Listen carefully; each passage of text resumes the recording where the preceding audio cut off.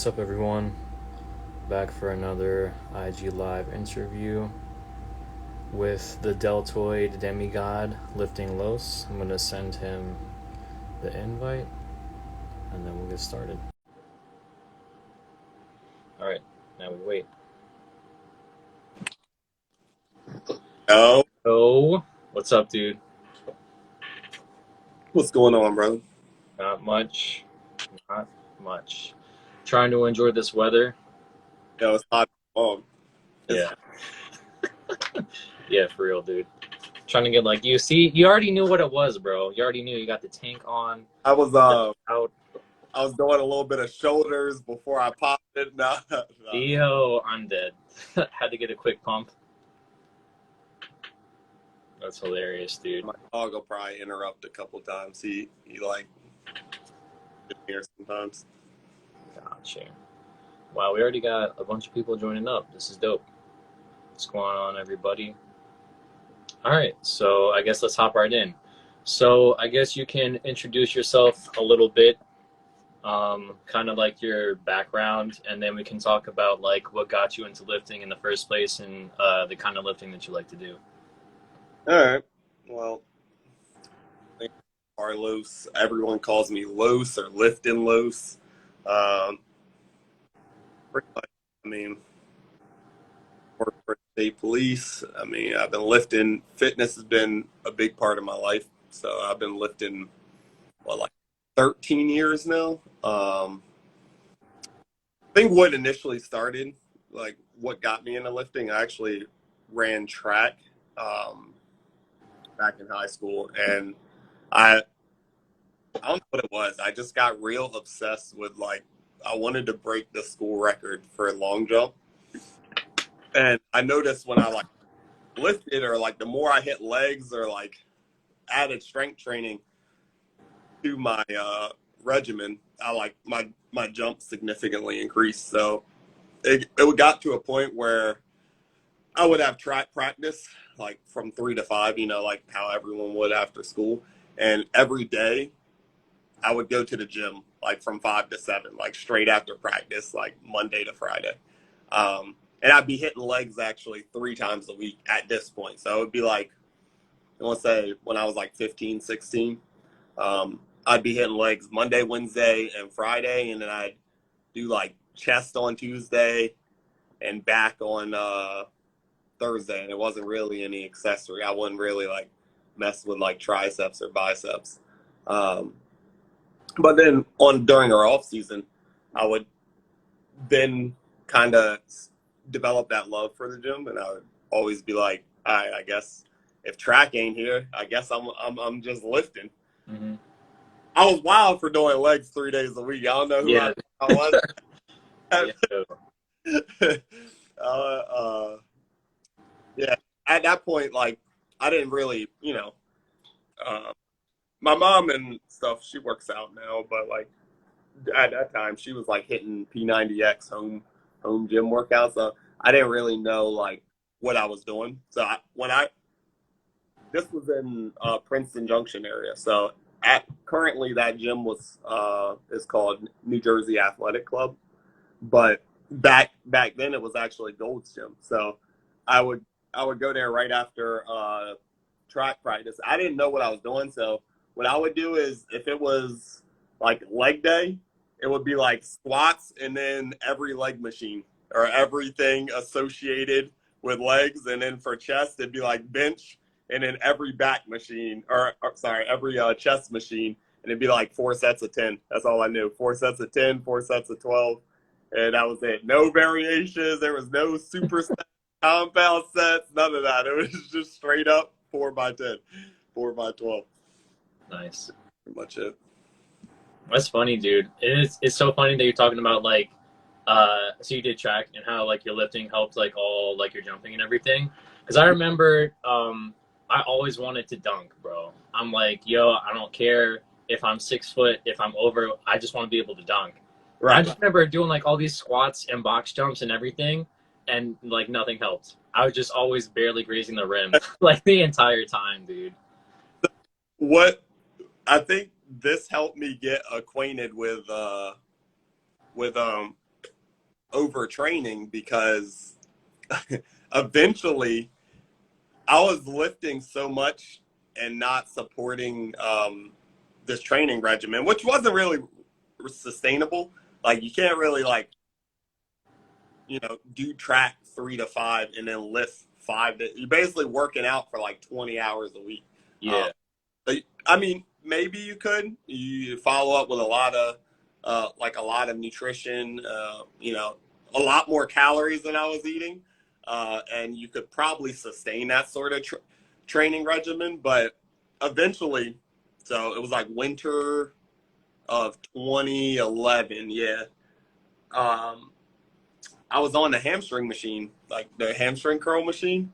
I was like, something didn't feel right. Like I was just like hitting this list, and it's like, damn, something feel. I can't do legs for the rest of the day. So the guy I was like lifting with, who would come with me, I was like, yeah, I can't do legs. And the next day, I was at track practice, even doing the warm up. I was like, nah, something ain't right. Now, I didn't realize I like tore my hamstring at this point. Oh my gosh. Overtraining was definitely a thing because at this point, I only really ate. I wouldn't eat breakfast, so I would eat like my first meal of the day would be like school lunch, and then which would be at around 11. Then you have track practice 3 to 5, and you lift 5 to 7. So my next meal from 11 would usually be around 7:38, and we're talking bowl of cereal, ramen. Like Yeah. my mom usually worked late, so it wasn't like she would always be home to prepare, like make food. So we just kind of, me and my brother would just like get by. We'd make ramen and like throw an egg in there or something. Y'all know how it is, the ghetto food. That's what it was. But as far as nutrition balance, I mean, you're talking like you're running this 3 to 5 to 5 to 7 schedule, 4 hours a day almost on 13 to 1,500 calories. So it was inevitable that at some point you're gonna overtrain. You're gonna run some sort of injury. That's what happened. So that kind of threw that whole break that long jump record out the window because my hamstring was busted up. It's not even worse actually. So now if you have a muscular injury, usually you understand that even though you feel better, that those micro tears still exist, but the muscle is still functional. Back then I didn't know that, so I was just like, oh, I feel good. We good to go. We back to lifting, put on the same amount of weight as everything. So then I went to like the first meet of that winter, which I want to say it had to be in like November or something like that. And I was like, I've been training, I've been busting my ass. We're talking legs 3 days a week. Like I ain't missing this meet. I ain't holding back. Like we're good to go.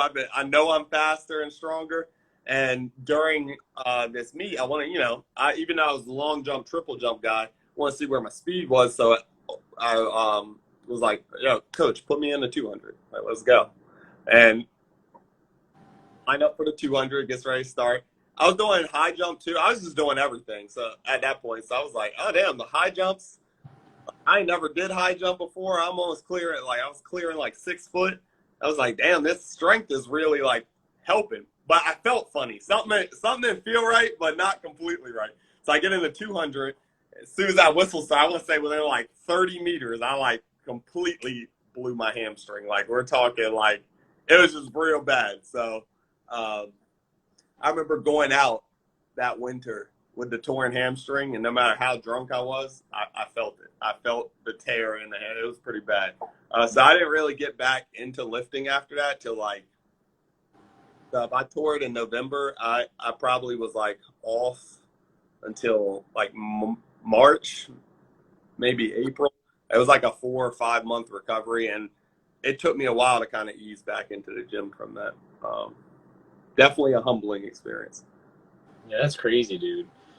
But I also think like that's sometimes, as much as those things suck that they happen, like it's also important because it helps you as a lifter understand your body better, and it also helps you as a coach when it comes to programming for your clients, because like how hard to push them, but also like not going over that line.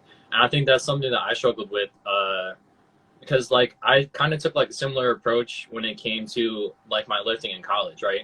I was able to push really hard and train hard like 5 or 6 days a week because I was getting like 10 plus hours of sleep per day. Like I was napping for like a solid 2 hours in between classes. It was great. Um, That's yeah, exactly. But then when it came to like after I graduated and I had like a big boy job, I couldn't do that anymore because I'd only be functioning on like 6 hours of sleep.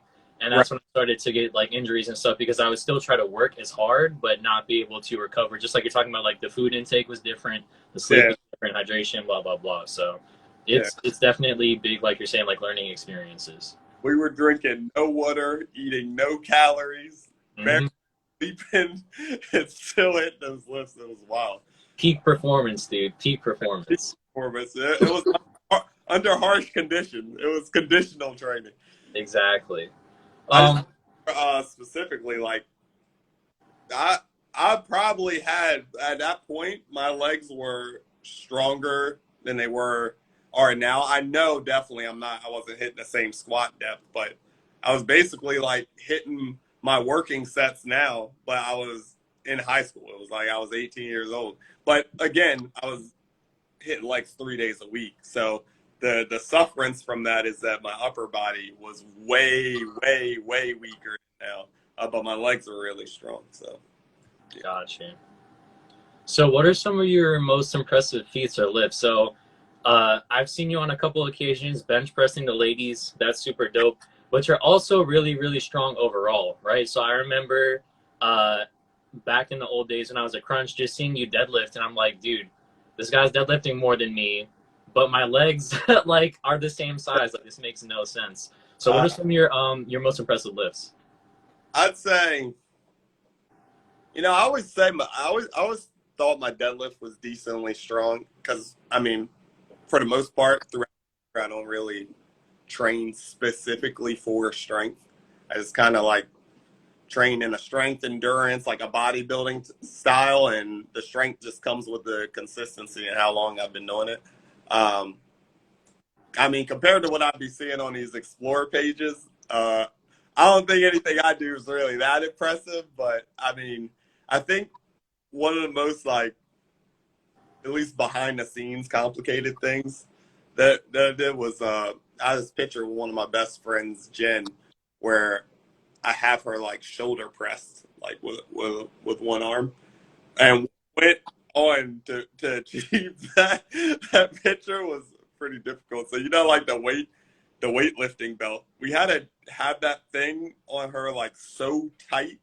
So she's a trooper for this one because like when I lifted her, like the tightness is just like way uncomfortable. And I think I tweaked my shoulder a little bit, but that's some of the sacrifices you gotta make to get some of these Yeah, things. exactly. It's all for the likes. Yeah, right. The bench press, like with the ladies on each side of the bar, that wasn't like. I mean, it wasn't that. It's a flat bench, someone weighs around 120, 130, you're really like getting like a uneven, around 300-pound flat bench. I mean, that's not too crazy. As far as like squat, bench, deadlift, I always felt like my deadlift far exceeded like where my squat and bench would be. Like my bench has been around like just over 3 plates for a while, and then my deadlift has always been like I don't really program deadlift. It's not really in like just for aesthetics. I don't really program deadlift into my training program that often. Sometimes when I work out with like some of my training partners, they deadlift. But my deadlift, even without training, has always been in that 5 to 6 plate range. Without like just with what I do for back and legs, I guess contributes to that. And then squat, I mean, it's always been solid, but it's not moved too much. Like I've always been around 4 plates and a 25 to 5 plates. It's always been in that range, but I haven't really like trained to try and push to that next threshold just Yeah. through because I used to program at least an 8 to 12 week period of straight up strength training at one point in a year. So that way, in a full cycle, I get some sort of like strength focused training in there. But with everything going on, I haven't been able to do that in probably like the past 2 to 3 years. Gotcha. Yeah, I was like talking to my coach, Chris Cater, the other day. He was like, "Oh, I love Carlos. He and I hit legs one time, and I almost threw up." And I'm like, yo, if lifting lows can make you almost throw up, like you guys must have been absolutely demolishing legs, bro. It's I crazy. mean, you know what the standard. If someone's like, yeah, let's hit legs together, you have to demolish your leg day. You have to come with the craziest leg day that you've probably ever done, and then you got to act like it's like normal. You're like, yeah, Yeah, no, exactly. Even though it's not. really. In your mind, you're like, yo, I got to destroy this dude. He's working out with me. We got to make sure we go crazy on it. Uh, Exactly. I, So, what's your current approach to your training split? Like, how do you balance? I know you mentioned doing like 8s to 12s as your reference range for your strength, but what about hypertrophy work? And then, how do you split up the different muscle groups? so originally, let's say, like I said, I had that back in high school. I would hit that 3 leg day, fucking chest and back. I don't even know what split that was. That was just like the break the long jump record split. That was what I was just going. Then after that injury, I got back into like I adopted a like a more of a bro split kind of thing where it was like chest on Monday, back on Tuesday, Wednesday legs, Thursday shoulders, and Friday arms. I only ran that for probably like a year, maybe 2 years, and I realized how wildly inefficient it was. I was like, "What am I doing? Like, I could hit chest again by like Wednesday, Thursday. I'm like, my chest is good to go." Yeah. Uh, and I think actually like train. You know how you have that the your compound, your lifting competition that you have. I think I trained for one of those, something like that, like way back. And I just, in the program where I was training for chest, I was like hitting chest 3 times a week pretty much. And I was like, well, that's what put the light on at first. I was like, well, my normal program, I hit chest Monday and then hit it again the next Monday. But Mhm. this program, I'm hitting it Monday, Wednesday, Friday, and I feel good. Like, why can't I like somehow like make this the way I hit my other muscle groups? Then I just ended up doing a lot of research and was like, oh yeah, here's push pull legs. Here's like a Arnold style split, which I did push pull legs, did an Arnold style split, but I actually my current split and longest running split is technically it's called a primary secondary mover split. All it is like when you hit chest, you hit buys. When you hit back, you hit tries, and then you do legs and then shoulders. Technically, you want to throw shoulders in there on either that chest by day or legs, but I've been running it on its own for its 4th day because I kind of like really like destroying my shoulders. That's usually 4 days on, 1 day off, and then 4 days on the same way. How I divide it up, how I kind of like balance that like strength and hypertrophy. So the first set of four that I do is kind of more intensity focused. So it's like a lower rep range. Like sometimes it's usually around 8 to 10. I'll get into 6 sometimes, but it's really incorporating a lot of like intensity techniques, like supersets, compound sets, cluster sets, and all that jazz. And then the second, like so, after you hit those 4, and then I'm off. That next time I hit this set of workouts, it's more volume focused. So it's pretty much going to be not too many intensity techniques in there, and not really super science, just in that 12 to 15 rep range, and you're pushing 5 sets instead of 4 sets. Um, I've always done pretty high volume training. I don't know what it is for me. I just prefer volume. It's weird because like scientific literature suggests that after 6 to 8 sets in a muscle group, you're not really getting too much of a hypertrophic benefit from. But I don't know. If I've ever hit like six sets of chest, I just wouldn't feel right. I'm usually pushing like anywhere from 16 to 20 sets per muscle group per time of that set. So if I'm doing a four day on, 1 day off, like I've hit 20, 24 sets of chest. And then on that fifth day, I'm getting right back to another like 20 sets. Nice. And do you find, so like you mentioned using different rep ranges, which I'm a huge fan of. I feel like you shouldn't always do one set rep scheme for a certain muscle group, because I find like some muscles respond better to volume than others, right? So for me, if it comes to like biceps or like shoulders, I have to keep the reps really high. Otherwise, I'll get issues like my shoulders all bang up, or I'll get like elbow tendonitis or like stuff like that. But if it comes to like my legs, if I do too much volume for my legs, I can't recover for the next session. So what muscle groups do you find, like, I guess, respond better to volume than others? I'd say like any muscle groups in that like squat, bench, deadlift, definitely you can kind of hammer on a lot more volume than you would otherwise, just because well, I feel like my legs and like my back and my chest, the bigger muscle groups, I feel I need a bit more volume to get that aesthetic benefit versus like I'm just going for strength or trying to increase numbers. You can turn the volume down, but there is that like breaking point, you know. It's like years trained, like the amount of years you train and how much volume you do periodically increases every couple of years, because you just want to list, you don't want your muscles to adapt. So you know the same thing you're doing, not that you're not doing anything wrong. It's not like you got to get crazy and start, you know, switching everything up just to be able to get benefits. But you know, you're starting to get those diminished returns as far as like muscle gains and like growth.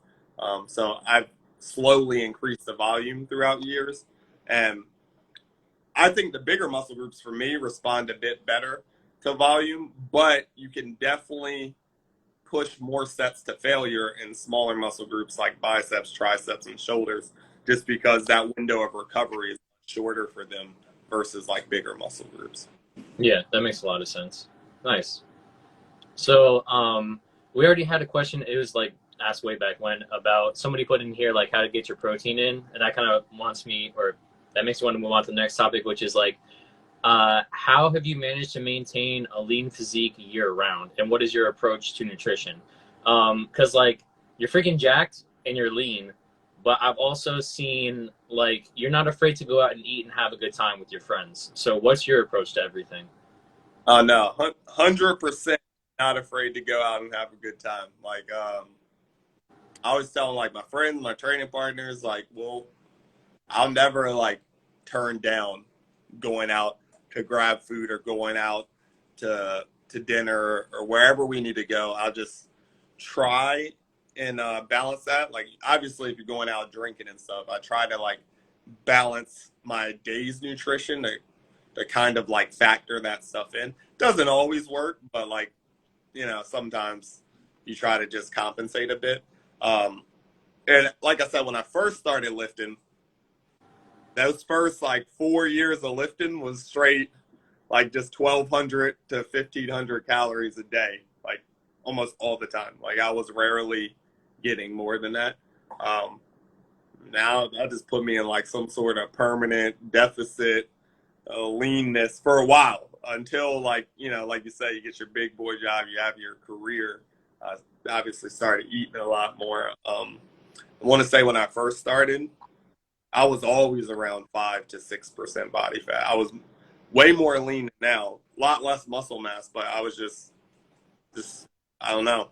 I always lived in that body fat percentage, and I think the biggest surprise to me is, you know, a lot of people ask me like, how do you stay lean?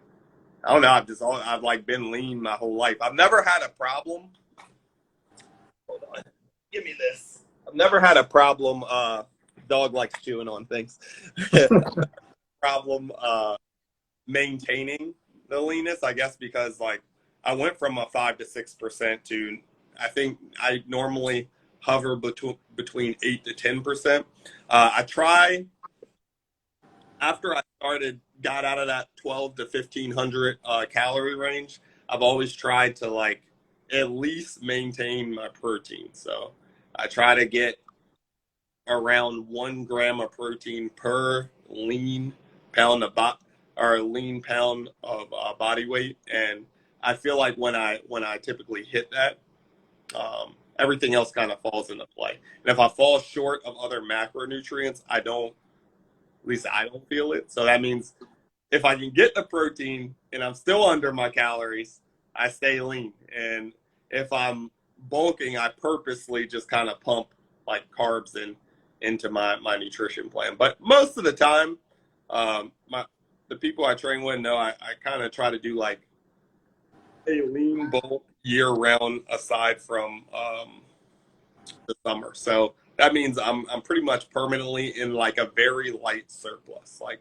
we're talking like 200 to 300 calories. I feel like I can gain the most muscle while not gaining too much fat, as long as I maintain that slight surplus. Like I never go too crazy.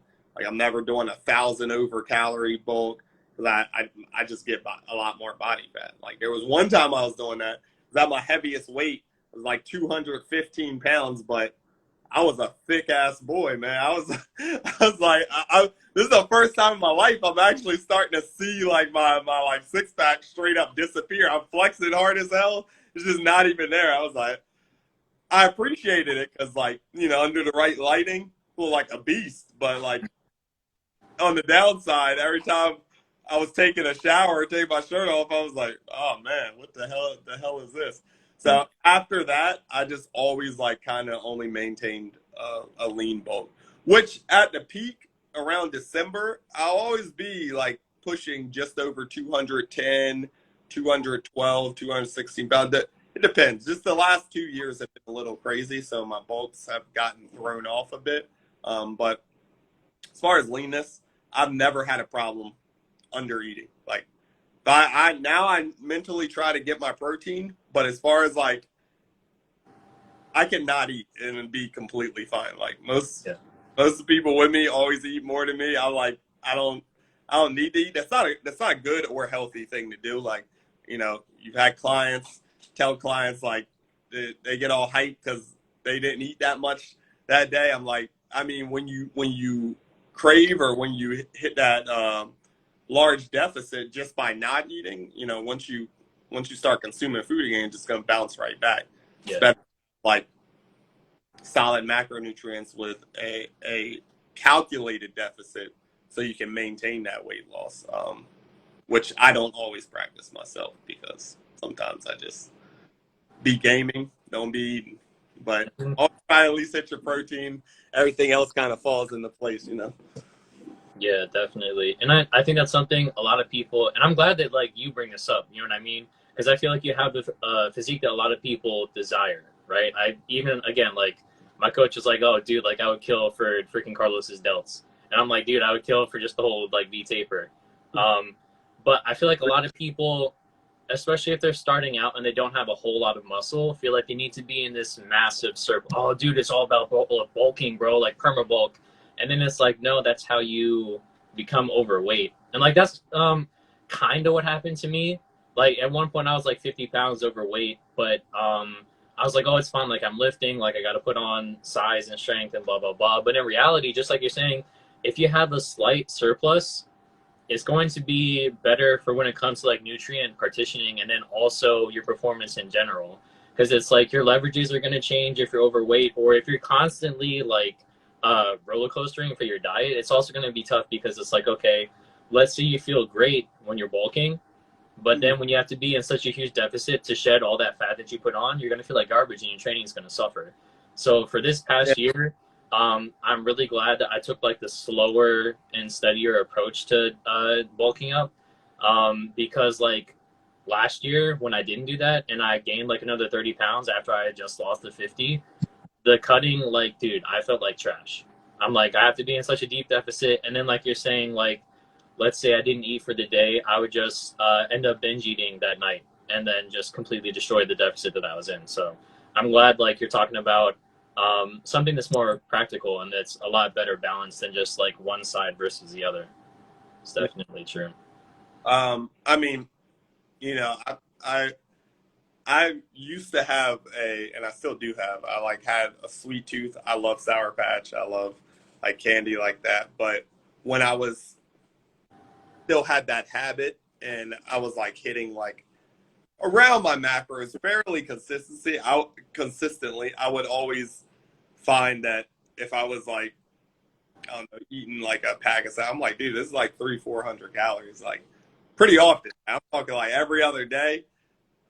It ain't worth the time on the Stairmaster. I Yeah. hate anyone who knows me knows that I will rarely do cardio. I mean, one of my goals is to like start running consistently 2 to 3 times a week. It's got to find the time, but as far as like, I just try to stick with my protein, and I've noticed over the past 12 years of lifting, when I keep that 1 gram of protein per lean pound of body mass, usually everything else kind of falls into place. Like I'm good to go when that happens, you know? Yeah, definitely. And the other thing is like, so you and I have like different body types, right? So for me, like I add on weight very, very quickly. And I have to like work very hard to be lean. Like I have to, spend a lot of time doing cardio, this and that, just to maintain like the current physique that I have. So like when I'm looking at different things and like, just like you, I'm a huge sweet tooth person. So like I love Reese's cups. Like Reese's cups are like my go-to candy. But then I was like, yeah, dude, they're so good. But I'm like looking at the nutrition label and it's like the serving size is 200 calories for just the 2 cups. And Yeah. I'm like, bro, I could finish a whole sleeve of this in like under 15 minutes. Yeah. So I'm Yeah. just thinking like that's gonna be all my calories for the day. So definitely like just like you're saying, like making sure I'm getting proper sources of protein definitely helps me stay leaner rather than just trying to fit like everything into my macros. Because I find like I don't have the self control, so I tend to have to be stricter when it comes to dieting. Right. Yeah, that makes sense. So my next question is, what things have changed for you in your fitness journey over the years, and what are your current goals? Let's, mm, I'd say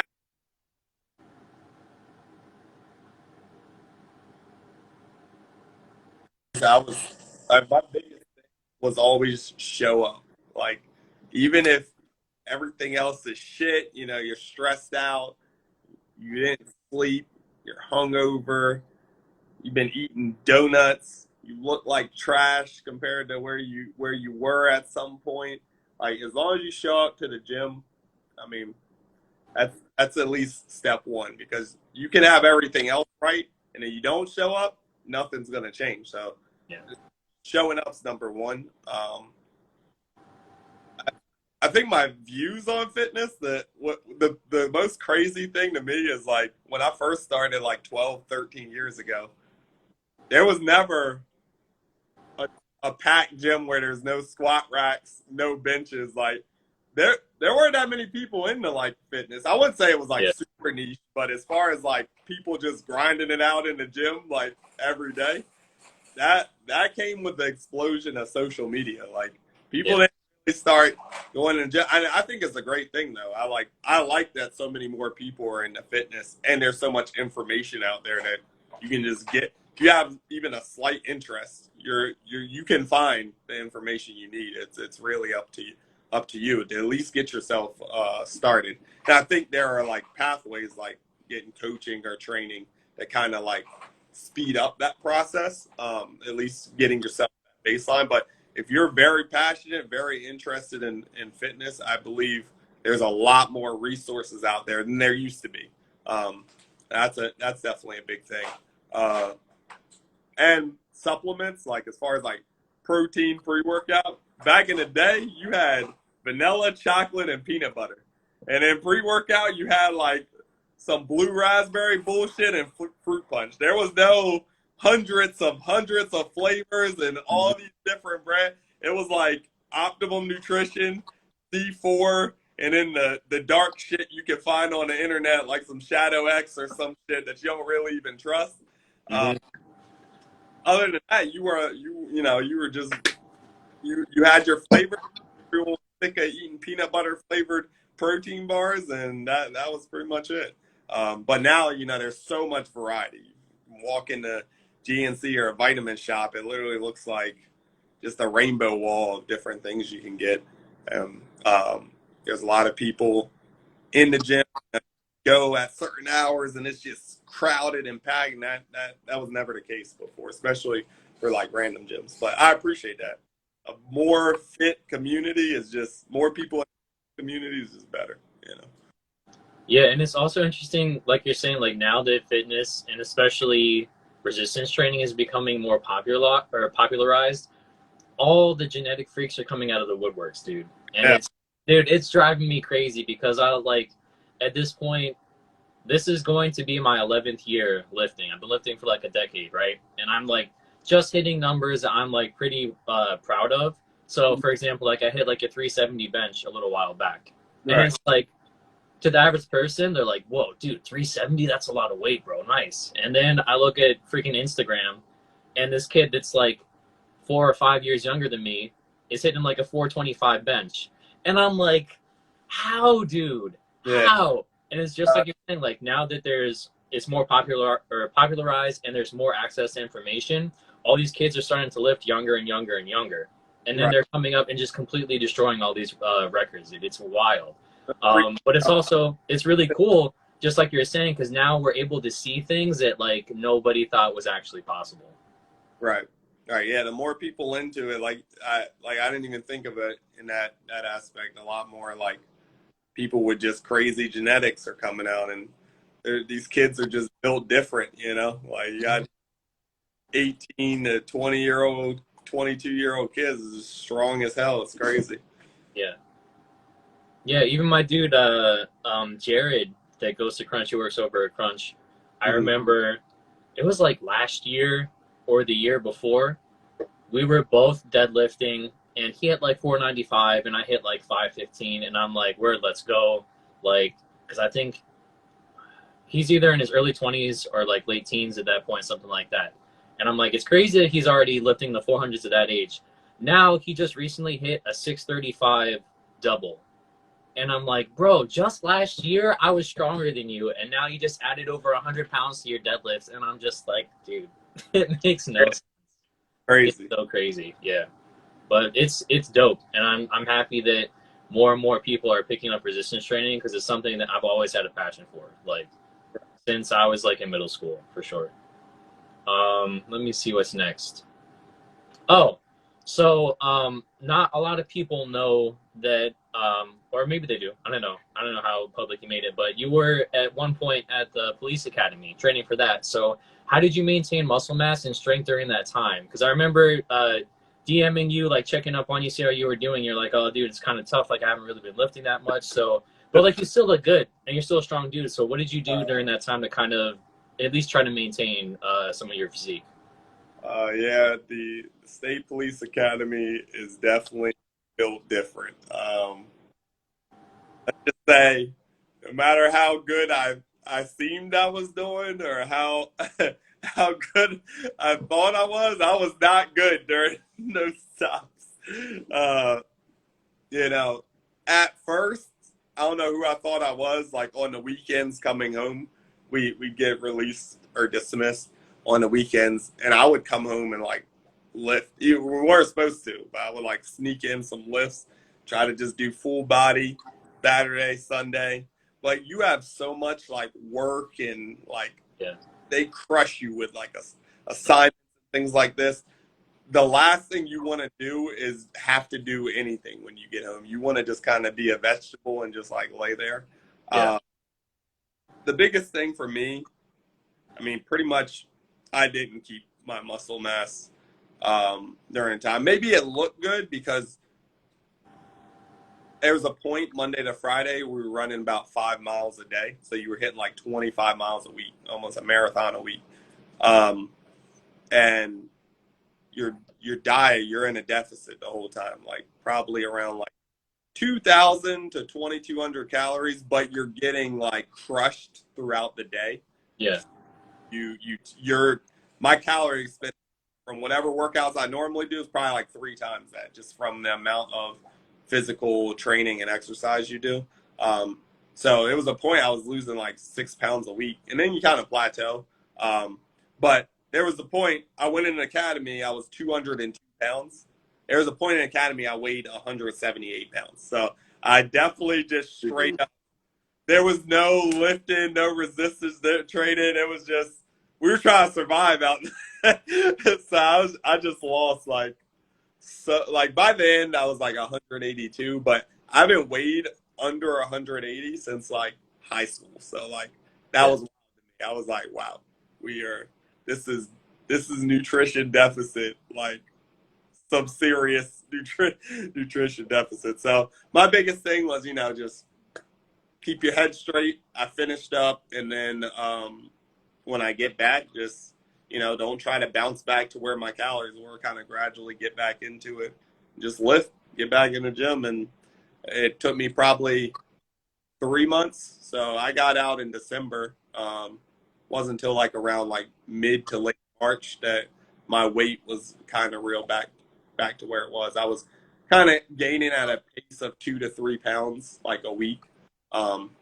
Just you're a client, that's pretty quick. But when you're in like a severe deficit, it's kind of normal to like bounce back a little. Don't want to do it too fast because your body fat will just blow up. So did you find, I don't know what your experience was like during the pandemic, but was this kind of like the second time that you had to rebuild? Or were you kind of able to maintain things in the pandemic as well? No, honestly, the pandemic was a great time for me. All right.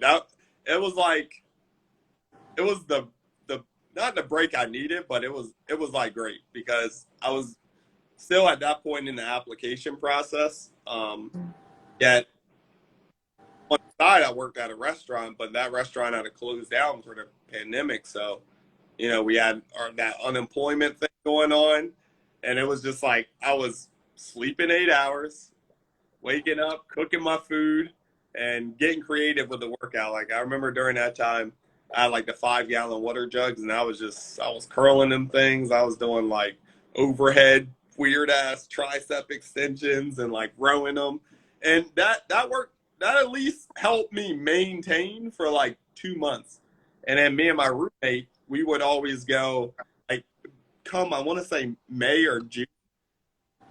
Our Pennsylvania gym reopened way before New Jersey, but we looked for the closest PA gym to where we had lived, and it was like 35 minutes out. Oh, nice. No traffic because it's pandemic, so like we were just eating good, hitting macros, sleeping 8 hours, driving to PA, going to PA crunch, crushing the lift for like 2 hours because we didn't have shit else to do. And going back, it was a great time. I think by the end of the pandemic, I had one photo, kind of like a side view on near the top area of crunch, and that's probably one of my best physiques so far that I think I've had, and it was like at the end of the pandemic. Like it was great. That's awesome, dude. That's so cool. Yeah, we bought a lot during that time. It was just driving to PA every day for a lift. Nice. So you kind of touched on it a little bit before, but I was really curious to see your thoughts and opinions on squats and deadlifts when it comes to like building an aesthetic physique. There's a lot of controversy over this because it's like, all right, you have people like freaking Chris Bumstead that are pulling conventional, lifting stupid heavy. Obviously, he's a Mr. Olympia. But then you have a lot of other people that don't even squat and deadlift. But they're trying to, because they kind of see it as like and I can get it, or I understand if it's like you're in a deficit and it comes to like the exertion ratio where it's like, okay, deadlifts and squats are very taxing. And if I'm in a calorie deficit, then I want to be able to hit my lifts harder, but not have to worry about recovering. So what's been your experience and your opinions when it comes to the squat and deadlift and like bodybuilding? Personally, I've always had squats in my programming. but I don't think if you're talking purely aesthetics, I don't think squat and deadlift are necessary. You can hit all the muscle incorporated in those lifts through other means and still get the aesthetic benefit as long as you're working the muscle. Now, if strength is even a part of what your goal is, I believe, you don't do the compound lift, you're not really going to see it improve without training your body, training that mind muscle connection to activate during that lift. So I think even if you're going for aesthetic, like, you still want to maintain compound strength. It's cool to be lean and have that aesthetic build, but still be able to at least keep up with some of these power lifters. Yeah. So for me, I've personally always had a squat in my program. Deadlift kind of comes and goes. It really depends. Like, I have like some training partners. Like, she doesn't have squat in her current program, but hasn't really affected her physique. Like, still looks the same. There's no like real changes, like just as if it suffered. Don't know if the strength has changed, but like, I think you can definitely go for an aesthetic look without having squat and deadlift. Now, deadlift, I do feel, even without being in deficit for a bodybuilding program, is pretty taxing. So if you're on back day and you have conventional deadlift in your program, you're going to be pretty taxed. So what a lot of people will see me do is like do rack pulls or something that's specifically targeting like just the lower back, and then that bottom range of the deadlift is taken care of on like a leg day, pretty much. Sometimes I'll replace squats for a bit with sumo deadlift, and then not have the conventional on my back day and do something like hyper extensions for the lower back. But I kind of like lace deadlift into my program. It's not always there. Gotcha. Yeah, I find like for me, obviously, I'm a big strength head. Like, I want to be really strong, but I also tend to find that nothing puts size on like the big compound movements, right? So it's like if you're trying to build big legs, you can like leg press like 1,000 pounds, and it's not necessarily gonna get your legs like a whole lot bigger. Or you can do all the lunges, all the leg extensions, all the ham curls that you want. But I just and then again, this is my personal experience. Nothing added size to my legs like squats did or heavy deads. And then if you think about it, like what's gonna make the muscle grow? It's gonna be the exercise that you can load on the most weight. And Yeah, it's like if you're deadlifting 500 pounds or if you're squatting 400 pounds, like to me, like that's going to do a lot more than if you're doing leg press at 200 or 300, or if you're doing leg extensions at 100, that kind of thing. um, I've never, what's it called, I know a lot of people tend to talk about like, okay, like I'll use the big compounds for size, and then I'll use the accessory movements to kind of like shape and like put grooves and everything into muscles. I don't know how true that is. I feel like it ultimately comes down to like your leanness, but I feel like you should definitely do everything and not neglect it. yeah. I think what a lot of people try to do, I guess, who would approach you about this subject, is avoid the suck of deadlifts and squats. Yeah, I think to outwork removing them from your programming is more work than just sucking up and just doing them. yeah, And I get on days where you're tired, you go in the gym, you're tired, you're hungover, you're supposed to be in a deficit, but you went out last night and you just shitty. It does suck, but usually after hitting those lifts, kind of like, you feel a lot better. Like, damn, it really sucked. I really didn't want to do it, but I got through it, and that kind of makes me feel good about myself. definitely. Um, so you mentioned a couple things a little earlier, but how have your views on fitness changed over the years? And also, how have you found balance? Because again, like you kind of talked about, okay, I was going hard, I was hitting legs a couple times a week, I was in a huge deficit. How has all that stuff changed for you?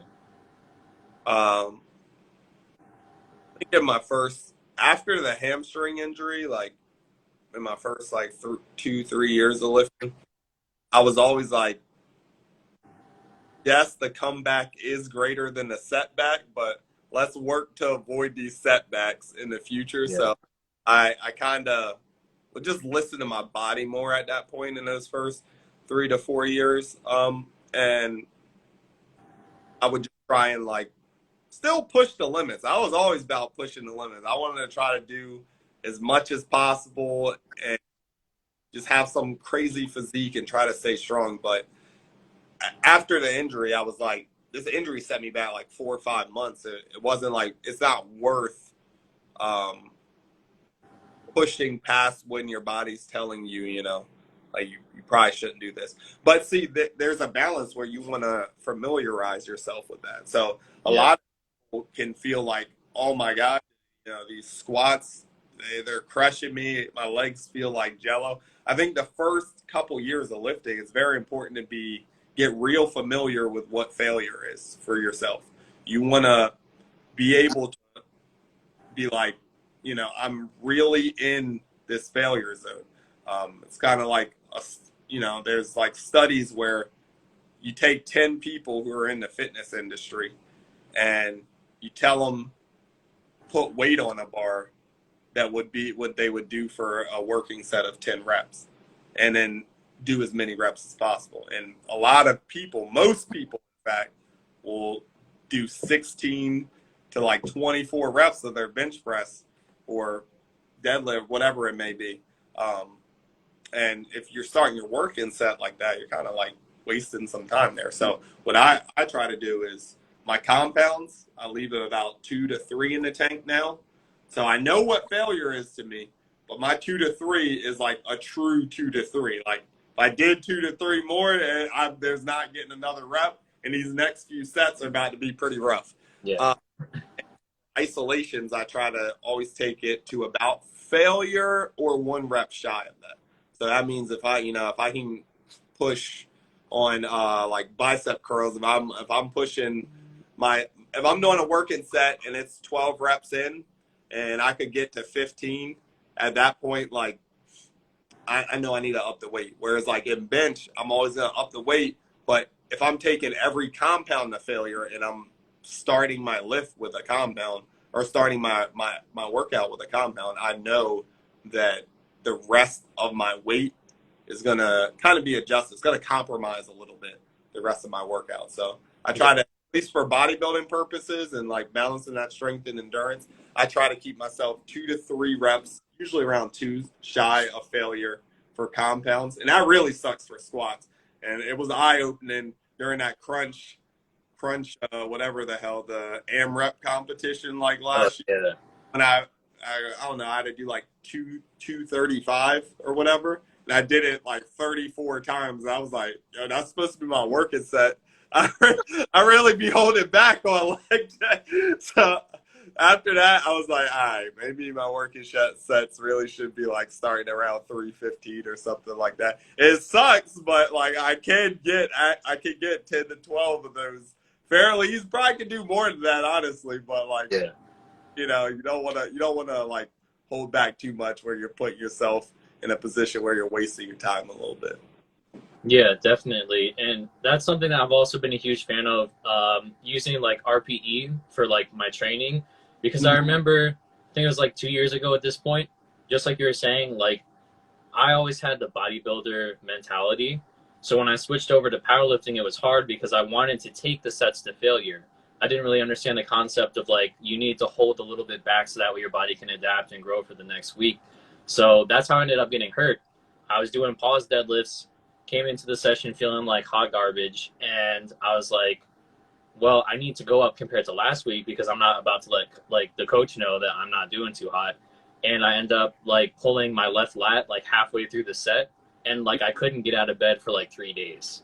And then ever since then, yeah, I was like, all right, I'm not doing that anymore, and I'm definitely listening to my body now. So I'm always and it's like hard, dude, because you want to push when it comes to your training, but you can't always go balls to the wall because then, like you're saying, you can either get hurt or not recover, blah blah blah. But definitely, I completely agree when it comes to like people not necessarily knowing how hard they can actually go, especially if it's like they start to give up as soon as the set gets hard. It's like, no, like that's when the set actually really starts. Yeah, 100%. Yeah. All right, so I just got two more questions for you. The first one is, what advice would you give someone just starting their fitness journey, and what about someone who's struggling with like plateaus and motivation? With plateaus, I always say plateaus. I'm like, for me, if you can't hit that 1 rep PR, I say tone it back and go for a rep PR. You know, kind of like almost like backing off, but with your back offs, do as much as you can or go past where you have before in a rep PR, and Yeah. then kind of approach that 1 rep. That's kind of how I've done it. Not on the same day, of course, but I'm saying Yeah. like hit like rep PRs and then go back for it. And for people struggling with motivation, I always say if you're not motivated, you know, stay consistent, because that consistency will bring back that motivation. You'll become motivated again through the consistency. Although showing up when you're not motivated sucks, eventually it's going to bring back that motivation for you just being there. Nice. And then what about someone who's kind of just starting off? Like, what are some things that you wish you would have known when you started lifting? I would say that 1 gram of protein per lean pound of body mass. I wish I was following that my whole life, not like just probably 4 or 5 years ago. And then also for when you first start out, like I said, you want to get real familiar with failure. So you should push yourself a lot harder than you normally would. Just so you know, like that's a true failure set. Like if you're at 10 to 12 reps, like you want it to truly be 10 to 12 reps on some of these compound lifts and exercises. So that way you're just very associative to what your RPEs would be later on in a more advanced program. Nice. Cool. Yeah, so my last question for you is, what are your personal business and fitness goals for 2022? Like, what's going on in the life of Lifting Los, and what do you want to get accomplished over this the rest of the year? I think fitness, I would like to hit 3 plates on the incline, but am I specifically programming for like bench press strength? Not really. So maybe I'll approach that closer to the winter during my bulk. If it happens before then, it happens. I'll probably get some ladies on each side of the bar for the incline, because when I math it out, I know it's possible for me to do that same bench press thing, but on incline. I want to kind of just stay lean, you know, get back to kind of that COVID physique that I had during the initial pandemic. So I'm trying to be a little bit more strict on my nutrition, and you know, my career is number one. So I'm definitely focused on that. And sometimes it can get a little crazy with the days and night shifts, but even with that, you know, you want to just make sure you just hit the gym all the time. So it does suck coming off a night shift and hitting the gym at like 6:30 a.m. when I got to be back up at 1 p.m. that day. But, you know, it is what it is. As long as you stay consistent, I'm good to go, you know? Definitely. Well, thank you so much for doing this, dude. I really appreciate you. It was really cool talking to you. You're a whole book of knowledge and also laughs. Yeah, so hopefully we can do something like this again, or if you want to come through for a lift, just let me know. Yeah, no problem. I appreciate you having me. It's definitely a little eye-opening talking about how the fitness industry changed quite a bit, and seeing your perspective on things. Wouldn't mind doing it again. We definitely got to get a lift at some point. We got to get it. For sure. All right, my dude, I'll let you get on with your day, and I will talk to you again sometime soon. All right. Take care, brother. See you.